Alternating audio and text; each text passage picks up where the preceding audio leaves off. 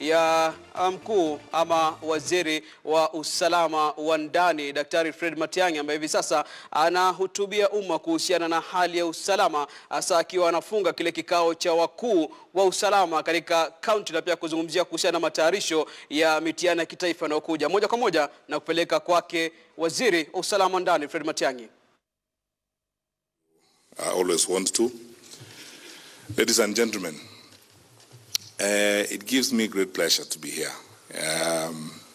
Let me start first of all by saying that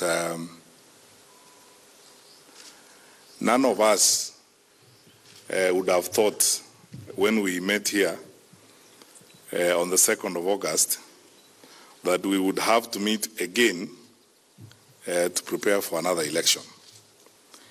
And therefore, I want to premise my remarks on the very important and cardinal premise that we are at a place we have not been to before as a country. Therefore, as we organize ourselves to deal with our circumstances and to deliver on the mandate that we have, I want, on my own behalf and on behalf of my colleagues in Cabinet, to very sincerely thank you, Inspector General, and thank you, senior police officers before me this afternoon, because you have done us proud. Before the elections on 8th of August, we had all those gory stories and scares about how the police are going to be used to intimidate voters, how we are going to over-police parts of the country, how we had moved police officers to the IEBC, how we were going to use the army to interfere with voting in certain parts of the country. You remember all those gory stories that were told. Before the 8th, we told everyone those were blatant lies. But on 8th of August, by the grace of God, we all proved them to be what they were, and that is lies. You rose up to the occasion as our senior police officers. You led when you are called to lead. You delivered on your mandate. And courtesy of your competence and focus and your solid commitment to duty and to this country, we had a safe, free and fair election on 8th of August. And I sincerely thank you. I thank you, and as a citizen of this country, not even first of all as acting CS Interior, as a citizen of this country, I am so proud of our security sector. I am very proud of you, our senior police officers, for the work that you did. And therefore, I have no doubt in my mind that on the 26th of October, we will do it again, in the same manner that we did it on 8th of August. A little earlier this afternoon, I met one of the election observer teams that have already arrived in town. And I told them this, that I believe there is nothing to worry about.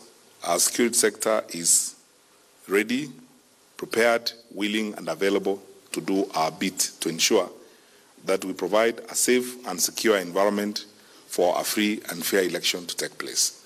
Because we did it before, and we will do it again.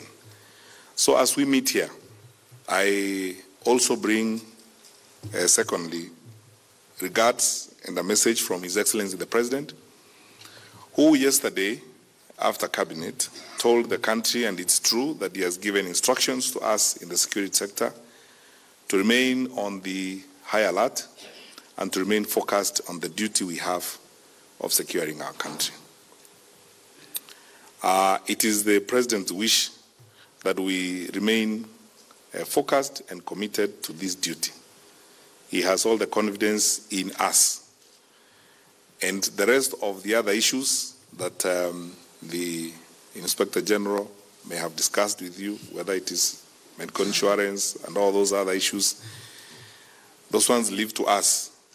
We will do what we must it's our responsibility to ensure that we give you the tools and the support that you need to do the work that you must do for our country.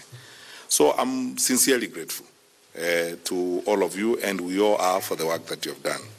Thirdly, I thank you for the very strong spirit of collaboration that continues to build and that is slowly becoming institutionalized in the security sector.